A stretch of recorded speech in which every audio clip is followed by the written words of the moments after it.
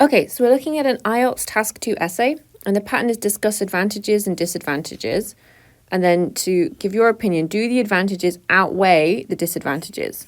Okay, so they're going to give you a subject, you're going to say the pros of it, the cons of it, and then give your opinion at the end of it. So let's look at the topic that we've got. In some countries, young people are encouraged to work or travel for a year between finishing high school and starting university. Discuss the advantages and disadvantages for young people who decide to do this. Okay, so working or encouraged to work or travel for a year. I don't know if this is common to do in South Korea. I don't think so, because I think usually what people do is they take a year to study and take the exam again. I know a lot of students study an extra year, but I think it's not necessarily working or traveling. But this is quite common to do in the UK. There's a couple of ways that we can talk about it. So most commonly it's called a gap year. So, like a sort of a gap between finishing school and going to university. Sometimes we just call it a year out. Some people call it a working holiday. That's if they use it to go and get a job and travel. So if you can go to Australia. In Australia, you can get like a working visa or a working holiday visa, where you're like doing some like part-time jobs and traveling around at the same time. Most common in the UK, we would say gap year. In America, they would probably just say year out. I took a year out, okay? I took a year out, or I took a gap year. This one would be UK. This one would probably be more common to say in America. Another thing that we often say in the UK is that we talk about deferring. So we might say, I deferred my place and took a gap year.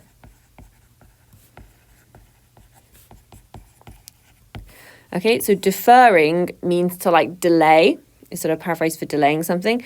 So if you're deferring my place, it basically means your university offer. So after the university says you can come here to study business, you might say, I don't want to come in 2022. I want to come in 2023. And so you take a year deferral before you go. So that's quite common to do in the UK too, because sometimes you might get an offer to go to university in September this year, but then something might happen in your life where you're like, well, I can't afford it, or my family's moving, or I want to get a job and earn some more money. So then you might ask the university, can I defer my place for 1 year? So it's kind of common. My sister took a gap year between when she studied and when she went to uni, because she wanted to get a job and earn money, save money before she went. So it's not uncommon to take a gap year. Okay, so let's take a look and see what this student has said in their introduction. Okay, so some students take a year off. Okay, that's also another nice way to paraphrase it. Okay, some students take a year off before entering a university, which enables them to work or travel. Okay, this is a very nice phrase, which enables them to work. Okay, which allows them, which helps them. Okay, very nice vocabulary, nice phrase. This is called a gap year, which students take after graduating from high school. Okay, there are both merits and demerits to this phenomenon. However, I believe that the benefits override its drawbacks. Okay, overall, I think this is a really nice introduction. He or she have given two sentences of nice background information. They've paraphrased a lot of what we've got in the question. They've given some background information, and then they've said what they're going to do. To make this stronger, what I would like them to see is give me a hint about what the merits or demerits are. Okay, so you can do this in a sentence which is kind of like, even though there are disadvantages,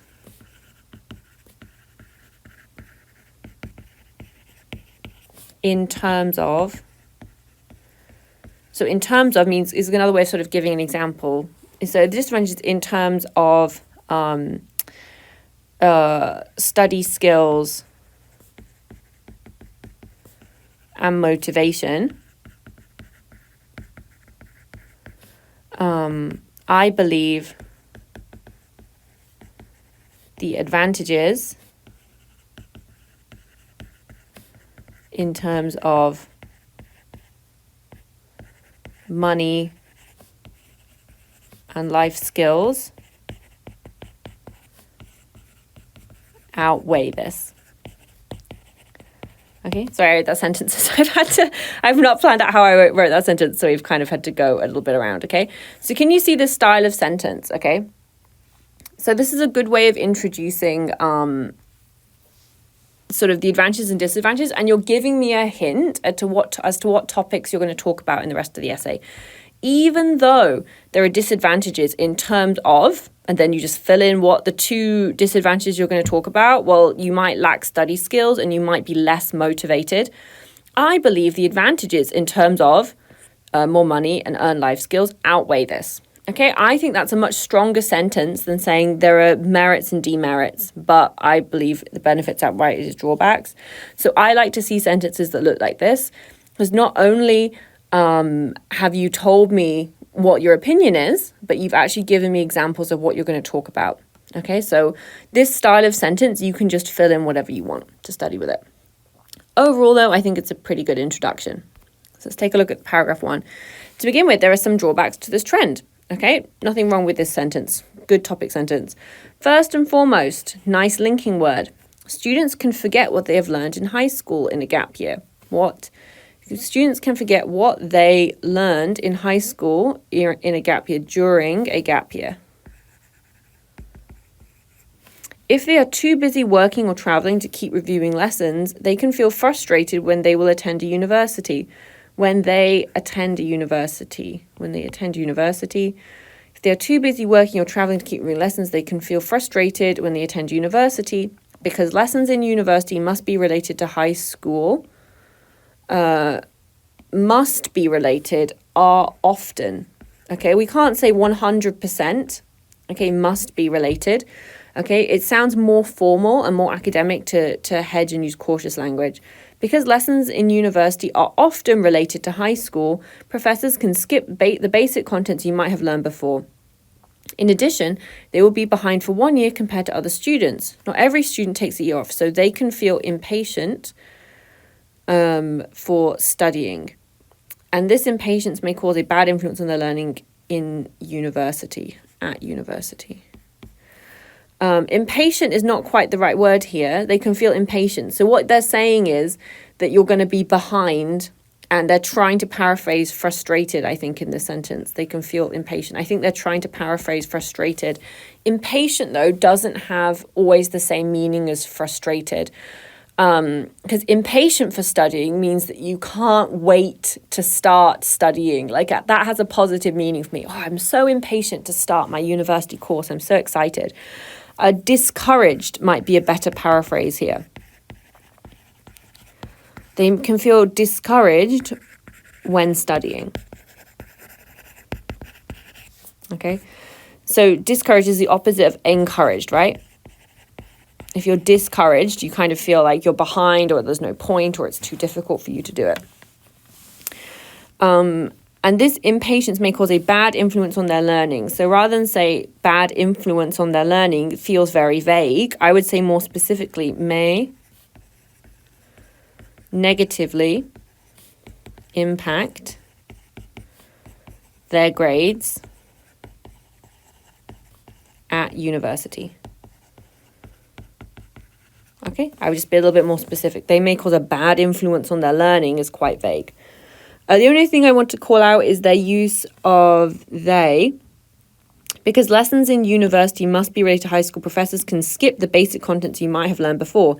In addition, they will be behind for 1 year. So my question here is, who is they referring to in this sentence? Okay, if I go back into the previous sentence, I should be able to find the subject of they, right?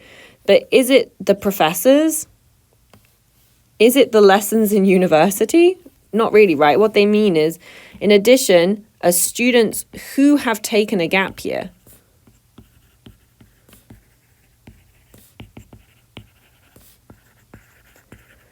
Okay, this should be here, because just from they're not mentioned in the previous sentence. Okay, and this also shows me some nice grammar. Okay, students who have taken a gap year will be behind for 1 year compared to other students. Okay, so that needed to be said a bit more clearly. The other thing I'm going to call out the student for is their sentences are too short. Okay, so let's look at all the places where they have full stops.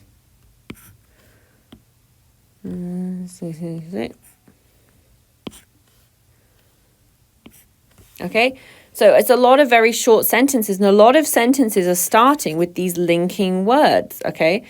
The sentence beginning with because should be linked to the sentence before. This sentence with and should be linked to the sentence before, okay? Make sure to be linking in order to be showing me that you can make more complex sentences.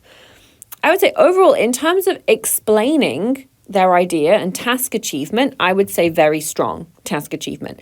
They've really explained very well the negative impact that this can have on your learning. They've said you can forget what you've learned from high school, and then they've explained why this is a problem. You're going to feel frustrated because the professors can skip basic ideas. You'll be further behind than other students, so it can make you feel bad and impact your grades badly. They've really explained thoroughly what the problem is, and I really like that. They're using linking languages, and they've explained their reasons why this is a bad thing. Okay, so their task achievement is very high. Let's look at the next paragraph. However, nice linking here, not all aspects of this trend are detrimental. Okay, nice introduction sentence. Firstly, students can enjoy their leisure time enough which they could not have from busy school life. Okay, firstly, students can enjoy their leisure time more which they did not have an opportunity to do during high school. Okay? And it cannot be sure that they will be able to, and it cannot be sure that they will be able to enjoy this after graduating university. Again, these sentences should be linked, okay? Why is there a full stop here and starting with an and? Okay? They will enjoy this after graduating university. So it will be very great. So we don't need to say very great. So it will be great to have some time to refresh their minds and get ready for a new beginning.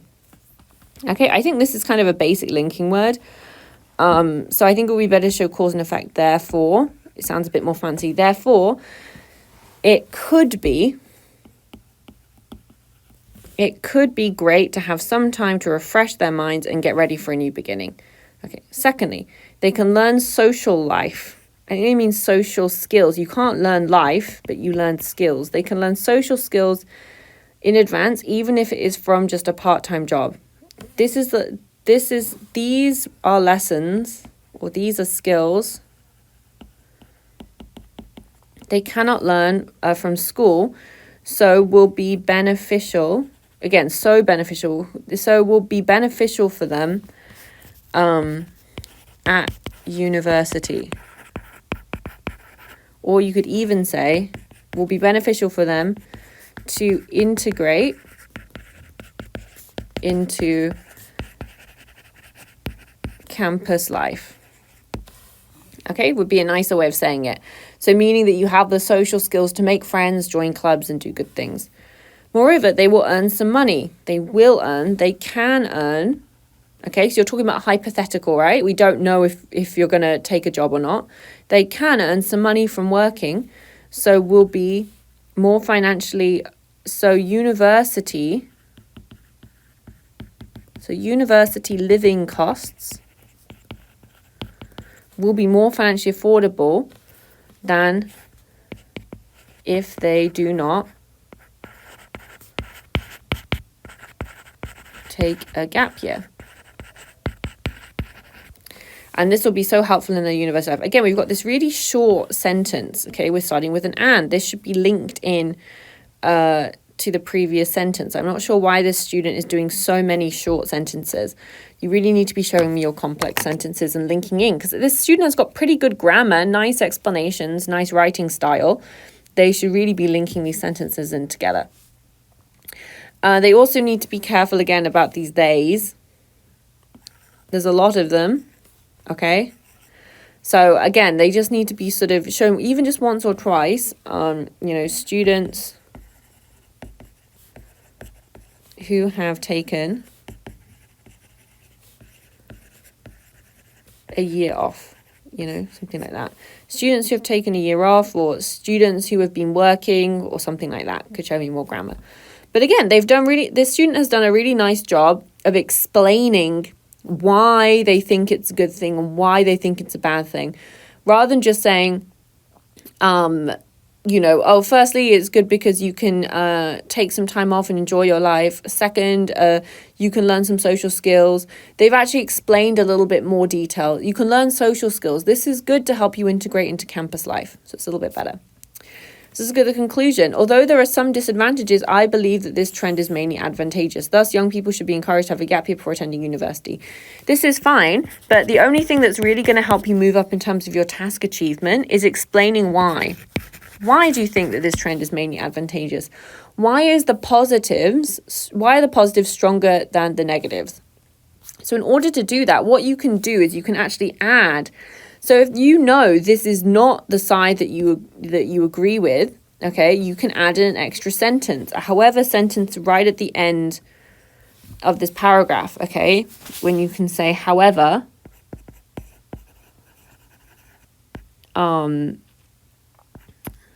many universities offer, maybe you can just make something up. However, many universities offer a summer school program or review classes to help students. So overall, this is not a serious problem. Okay? And then you've explained, yes, this is the disadvantage, but it's not a very serious disadvantage. Then you're like, now let's talk about all the positives that you can get from a gap year. Okay? So then when you get to your conclusion, you can say, although there are some disadvantages, I believe this trend is mainly advantageous, as the social skills they learn and the financial advantages and the financial benefits of working are far greater. Okay, be a bit more specific. Thus, young people should be encouraged to have a gap year before attending a university. Okay, so you just by adding in that one sentence at the end of your first paragraph, it can help explain, yes, this is a negative, but the negative is not so serious. Okay, and then it makes your argument and task achievement a lot stronger. So in terms of task achievement, I actually thought this candidate did a really good job of explaining stuff. So I'd want to sort of give a 6.5. The only thing that's missing is examples, okay, which you can make up, statistics, stuff like, 25% of young people in Asia like to take a gap year. And then also adding in your counterpoint or your counter argument, like I just said. However, even though there can be disadvantages for the student studies, in reality, a study by Oxford University found that students returning from a gap year quickly caught up with their peers within 2 weeks. So this is not a serious problem. Okay, cohesion and coherence. I would probably want to give a 6.5. Some nice linking words, good paragraphing, very logical, what they were saying. The thing that's going to bring them up from this was definitely going to be the quality of their linking words. Most of the linking words they used were kind of basic, and they were starting a lot of sentences with because and. So by upping the quality of their linking words, I think they can get a much higher cohesion and coherence score. Vocabulary, I thought their vocabulary again was pretty good, so I'd want to give a 6.5. Sometimes they're using it incorrectly, so there was a couple of things about impatient, for example, wasn't the correct word to use, but they were trying to paraphrase a lot, so I thought it was good. Grammar, grammar would for me is the weakest part, and we're down at a 6.0, because for their grammar, to be honest, they really needed to be showing me more complex sentences. Their sentences were all too short, okay? And there was a couple of issues with their tenses, okay? And there was a couple of times where they had the opportunity to use more complex phrases. Okay, but they didn't quite show it. So like I said, when they could have replaced they with students who have already completed a gap year, things like that can show me that you can do more sophisticated grammar. So I'd say overall, this candidate's coming out at a 6.5. I thought it was overall pretty strong. Maybe some examiners who are more strict than I am might have bumped the vocabulary down to a 6, and so it might be coming out more like a 6. But overall, I thought the strongest thing that they did was their task achievement and cohesion. I think the thing that they can improve on the most is grammar. I think once they start linking their sentences and show me much more complex sentences, then I think they can easily bump this score up.